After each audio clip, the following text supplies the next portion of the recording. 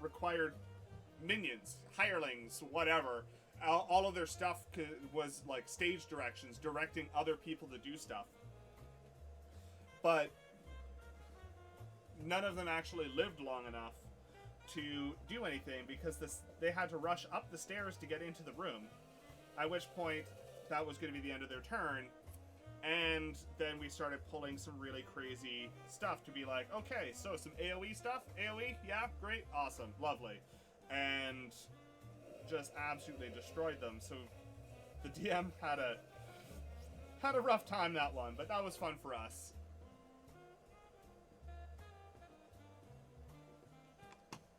Four more of that one.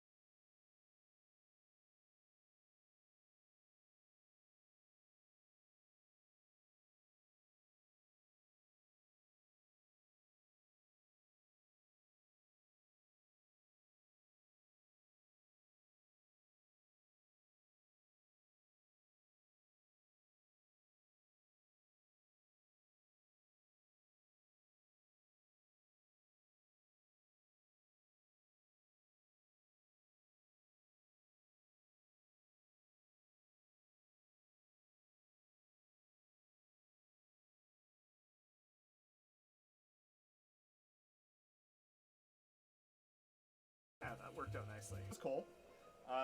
We do all sorts of random stuff here. We do 3D printing, we do dice making, we do electronics and engineering. We're currently partway through that is a chonk dice. A very pretty one at that.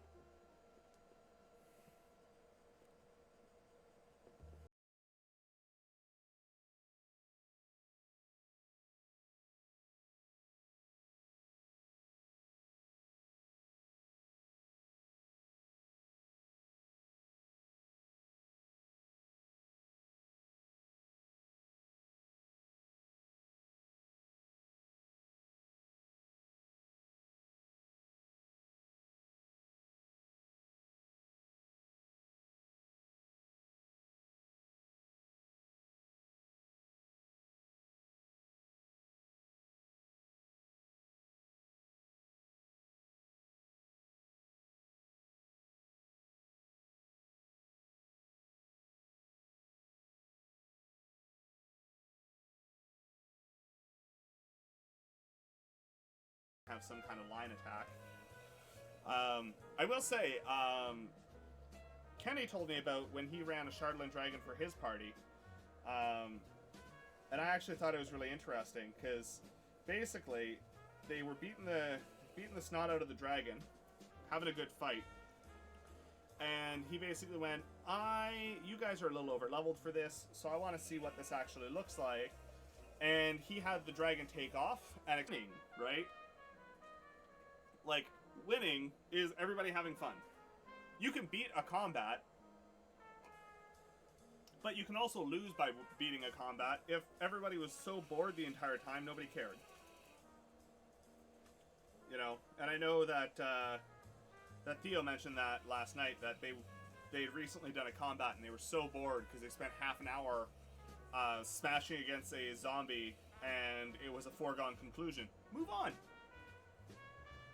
We roll dice to figure out if something is or isn't going to happen. If there is no probability of something not happening, then just move on. You guys smash the zombie's head in. Oh, you know, it had 100 health left? Actually, it only had 1. Congratulations. How do you want to do this?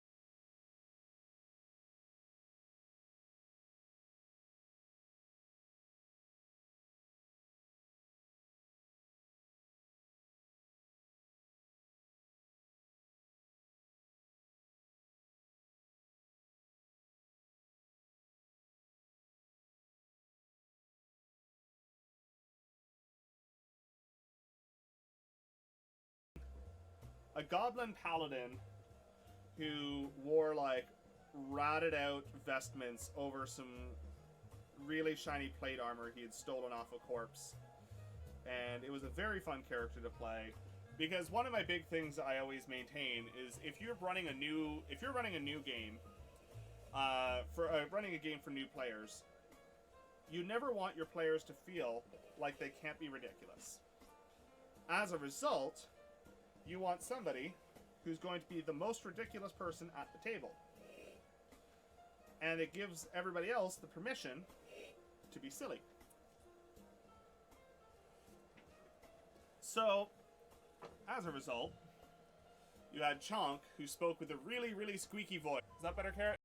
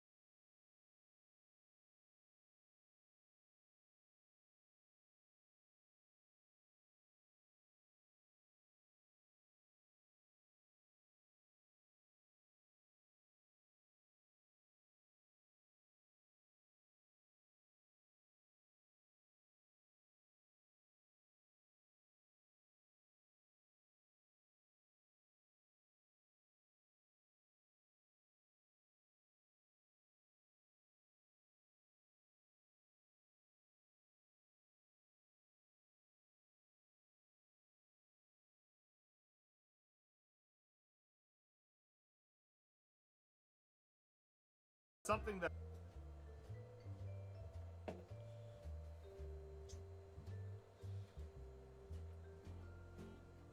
I want to work with my players so that they have the most fun possible.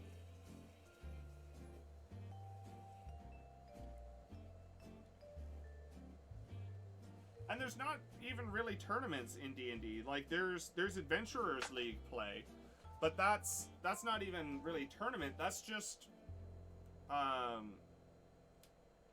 that's just group play that's been organized by modules organized by Wizards of the Coast. And those modules suck, I would like to say. They're terrible, and I never want to run one or play in one. But like there isn't really win.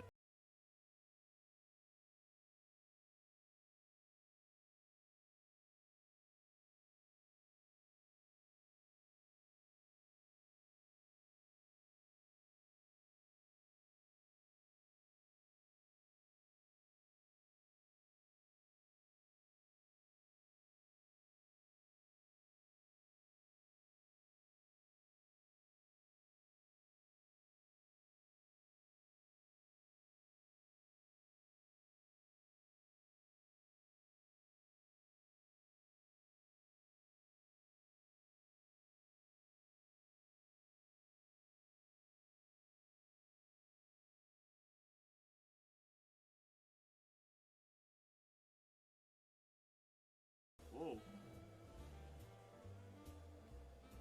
Songs of the Spellbound Sea.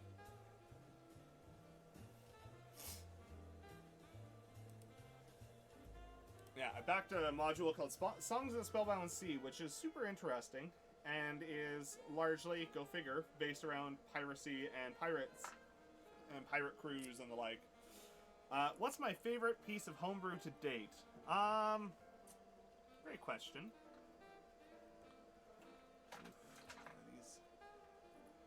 Those are a little lifted. I did not push that lid down hard enough. That one's better.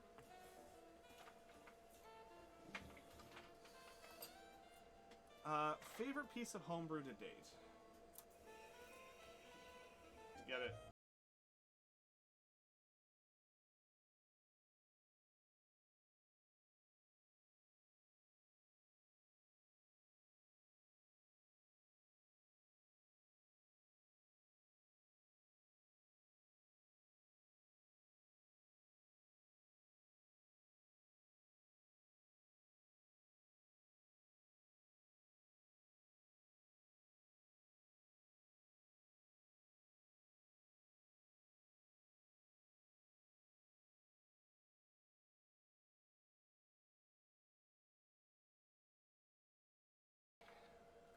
We will get there.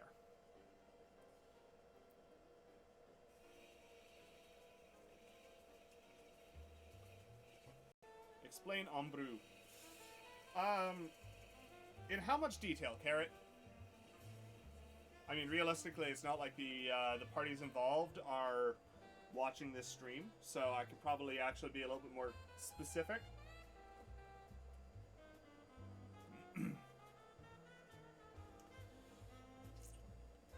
So, basically, a friend of ours was in a D&D campaign that was being streamed.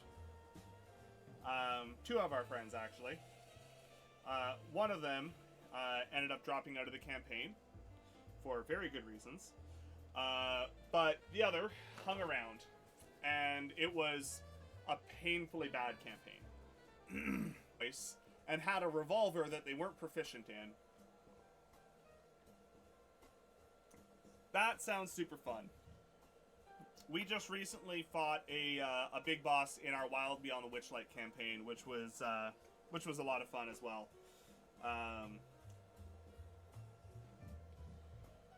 And the party really did a fantastic job of divide and conquer, where my player spent the entire time destroying the equipment that was making them powerful. Carrot's character got in melee and just tied them up. And they kept summoning minions, and everybody else was like, no, I don't think you're allowed to have minions. And the DM after the fact is like, Uh, uh, it is a fairly big balance change because fire is resisted by the most creatures in the game, right? As a result of that, that means that, on average, they will do more damage to any given random monster in the game, which seems like a potentially big deal. However, I don't know about your games. I'm not pulling random monsters from the from the monster manual. I'm not grabbing random monsters. I'm creating my encounters. So it doesn't matter what random monsters or any aggregation of monsters is resistant to. And also, I make the rules. Guess what? That ancient dragon, yeah, they were bullied as a kid and grew it. Well, I guess that means that you you FK for 5 minutes and missed a bonk. Follow the Franco. Welcome in, Franco. Good to see you. But basically, they were talking about how, you know, they homebrewed the shit out of this game, and we laughed at the fact that no, you haven't. You haven't changed anything. And it became one of those things that was a bit of a meme, right? Is, you know, you got homebrew and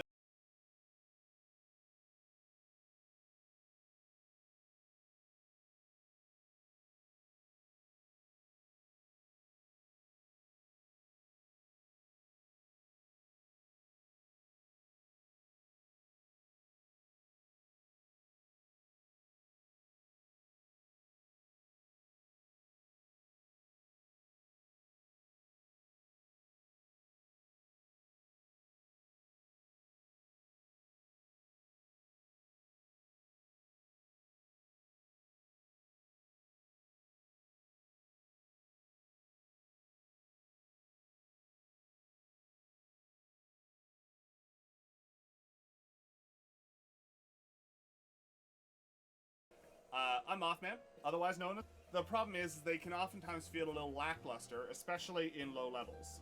And given that this is a fairly low level campaign, we're like 2 years into it and we just hit level 7. You can't have a class that feels terrible at low levels if you're going to be spending the entire campaign at low levels. So we changed it, and it basically is like a wild magic monk that is built around the idea of protecting their friends. And it is fantastic. And it has been a lot of fun to revisit and go after. Looking at it, switching from fire damage over to psychic is actually a fairly substantial balance shift within a certain aspect. Now, the reason I say it's a balance shift is specifically because fire is one of the most... it is the most resisted elemental damage in the game. Once you discount, you know, like piercing, bludgeoning, slashing from non-magical types. Fire is resisted by the most creatures. Okay. So switching from fire over to psychic, those people are now rolling.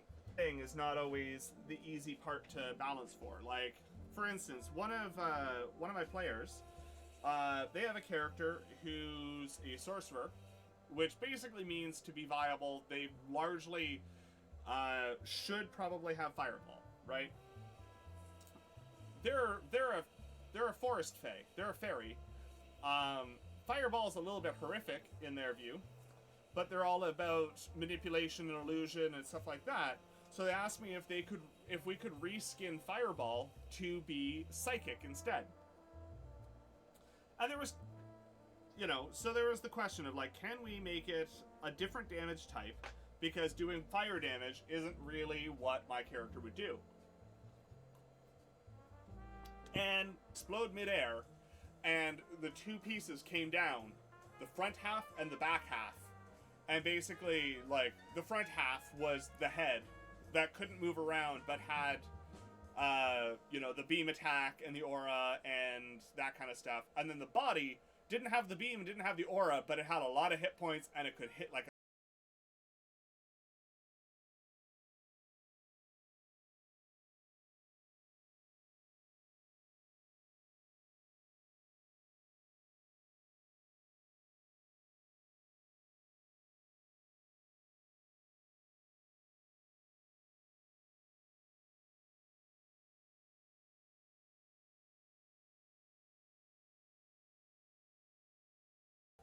I love how that thick skin, they don't really care much about psychic damage. Like, it doesn't matter. And people get really weird about some of this stuff. They forget that, you're playing a game, something that's supposed to be fun and enjoyable for you and everybody else.